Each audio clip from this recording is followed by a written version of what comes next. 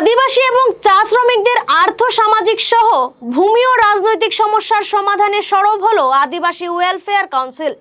আজ তিনসুকিয়া জেলার আদিবাসীদের এসব সমস্যা নিয়ে নাগরিক সভাও করেছে এডব্লিউডিসি। বরগোলার মার্গারিটা মেমোরিয়াল হাই স্কুলে অনুষ্ঠিত হয় এই নাগরিক সভা।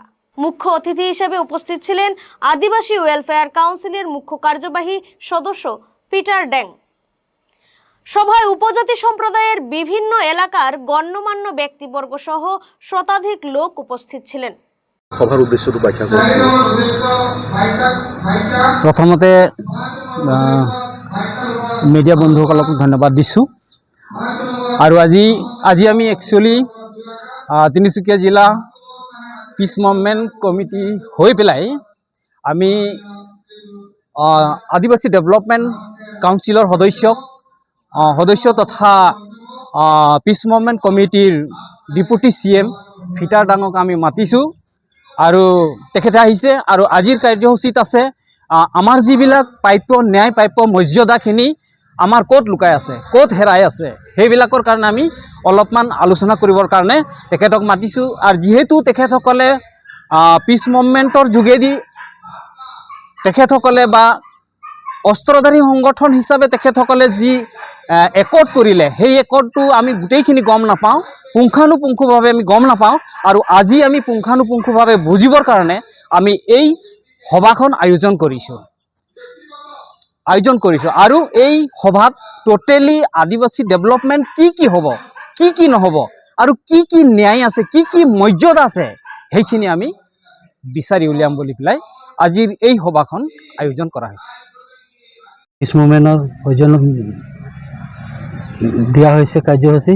তিনিচুকীয়া ডিষ্ট্ৰিক্ট আদিবাসী পিছ মুভমেণ্ট ফালৰ পৰা আমাক AWDCক মাতিছে, তো ৰাইজৰ খবৰ ল'বৰ কাৰণে।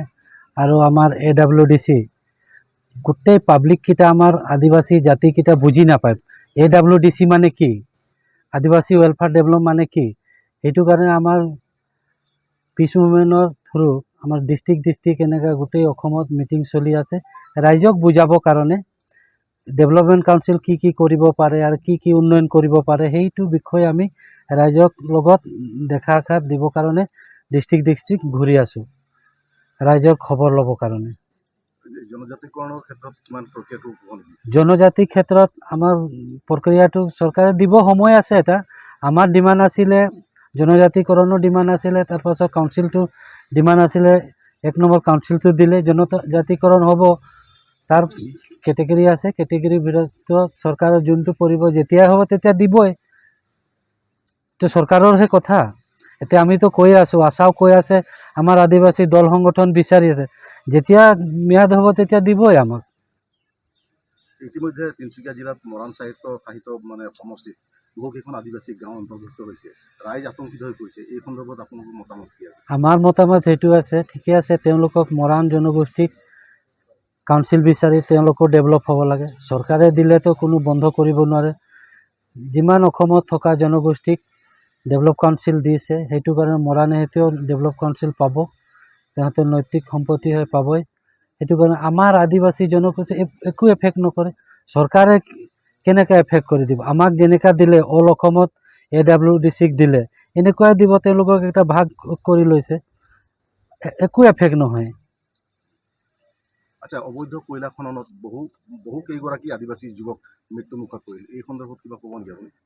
কয়লা খনিত মৃত্যুমুখত মৰাকেইটা মানে যোন কোম্পানীয়ে যে কাম কৰাই আছে তেওঁলোকে দায়ী। সেইকেইটা কাম কৰা মানুহ যত হ'লেও মৰি আছে, ONGCত মৰিছে, বাগানতো মৰিছে, ফেক্টৰীতো মৰিছে। সেইটো এটা কোম্পানী হয় কয়লা খনি। তেওঁ যি বেনিফিট পাব লাগে কয়লা খনি দিব লাগিব যোন পৰিয়ালৰ মৰিছে সেইকেইটাক। মাৰ্গাৰিটা থেকে মিঠুন বড়ুয়াৰ প্ৰতিবেদন, গণ আওয়াজ।